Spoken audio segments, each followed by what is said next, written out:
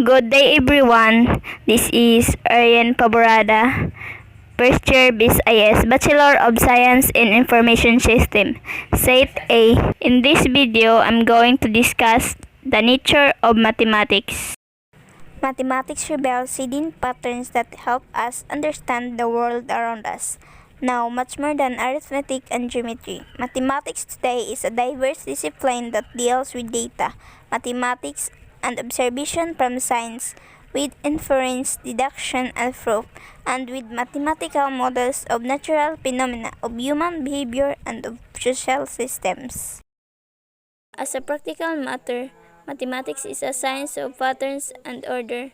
Its domain is not molecules or cells, but numbers, chance, form, algorithms, and chains.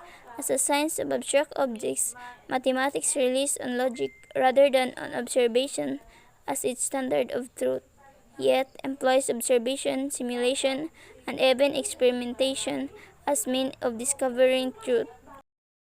In this module, we will be looking at patterns and regularities in the world and how mathematics comes into play both in nature and in human endeavors.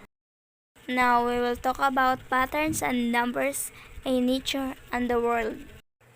Many of us think that mathematics is merely numbers, operations, problem solving, the likes, but in reality math is as beautiful as an art.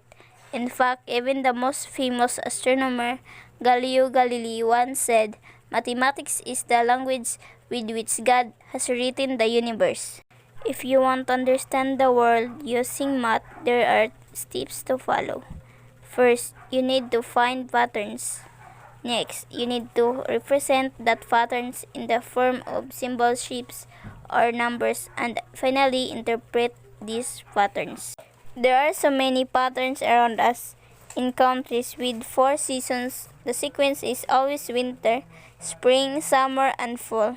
Also, our body follows a natural internal process that regulates the sleep and wake cycle that repeats every 24 hours, which is called the circadian rhythm. And how do we know when to celebrate our birthday? Of course, by looking at the calendar. It has been used for over 2,000 years. It suggests that thousands of years ago, people already discovered patterns of times and seasons. When you look at the sky, you will see different constellations.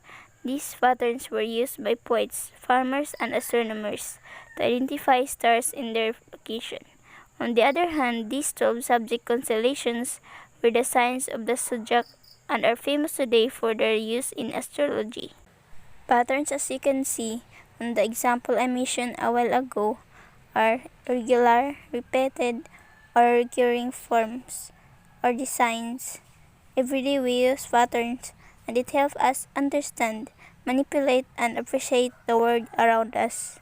It is also interesting to know that these patterns of nature are being used by humans in designing magnificent structures. For example, the famous Kuala Lumpur Tower of Malaysia is an example of symmetrical structure.